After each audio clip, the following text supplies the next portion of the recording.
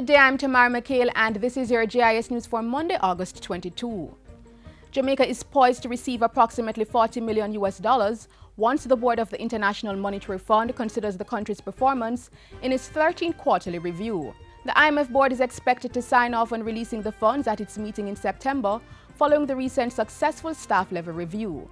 The IMF staff mission, which was in the island for the past 2 weeks, confirmed that Jamaica met all quantitative performance targets and associated structural benchmarks for the April to June 2016 quarter. Economic growth in Jamaica is recovering gradually. Growth is expected to reach 1.7% in the current fiscal year 2016-17 as ongoing investments crystallize and agricultural recovery continues. Inflation remains low and gross international reserves continue to increase. The finance minister, meanwhile, says government remains fully committed to the reform agenda and is escalating efforts to boost growth and job creation while strengthening the social protection framework. Near-term priority actions will include initiatives aimed at improving the efficiency, quality, and cost-effectiveness of the public sector, as well as creating conditions to stimulate increased and sustainable levels of economic growth. Tourism Minister Edmund Bartlett says Jamaica House in Rio was a great success and will reap economic gains for the country. The minister, who was in Rio for the 2016 Olympic Games, says he has met with important tourism stakeholders, including tour operators and airline partners from Brazil and other South American countries. We are using this to leverage Destination Jamaica. We are using it to build our brand and to expand our market reach. And we expect that out of this, given another year or so, the fruits of our labor here in Rio will be seen with Jamaica. Jamaica House was set up by the Tourism and Culture Ministries with support from other stakeholders to showcase the best of Jamaica's culture while enticing more tourists and investors to come to the island.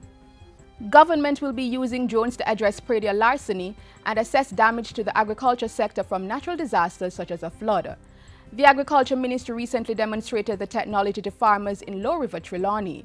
With the drone, we are able to go over and identify all the crops, all the animals that have been lost, and bring back the picture within a day.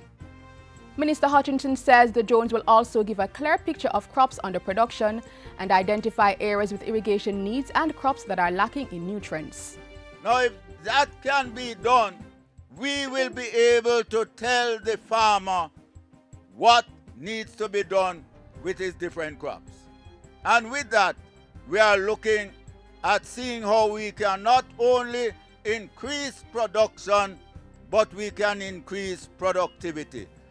The Ministry of Health will be launching a program next month to increase physical activity among Jamaicans called Jamaica Moves. I'm very excited about the program because to me it has the capacity to really drive and to influence hopefully a cultural shift, a behavioral change. And I'm encouraging and inviting all of us here, all the stakeholder partners, to join with us and to make this program a success. The Health Minister was addressing the recent launch of Caribbean Wellness Day in Kingston. It will be celebrated on Saturday, September 10 in the Halfway Tree Square under the theme, Love Your Body, Treat Your Body Right. And finally, 3 students from the University of Technology, UTech, have been awarded $2 million in scholarships and grants courtesy of the Governor General and his wife. The students who are pursuing Bachelor of Science degrees were presented with the funds from the Sir Patrick and Lady Allen 40th Wedding Anniversary Scholarship during a recent ceremony at King's House. And we happily embrace the opportunity to serve in whatever way we are required to uplift and to affirm others, as we do through the I Believe initiative, which is to empower individuals to achieve their objectives and then, in return, to help others. Simone Dwyer received a scholarship valued at $1.38 million. A $175,000 grant was given to Lacey and Green, while Raymond Stewart received a grant worth $459,060. They are pursuing studies in the fields of science, technology, engineering, and mathematics.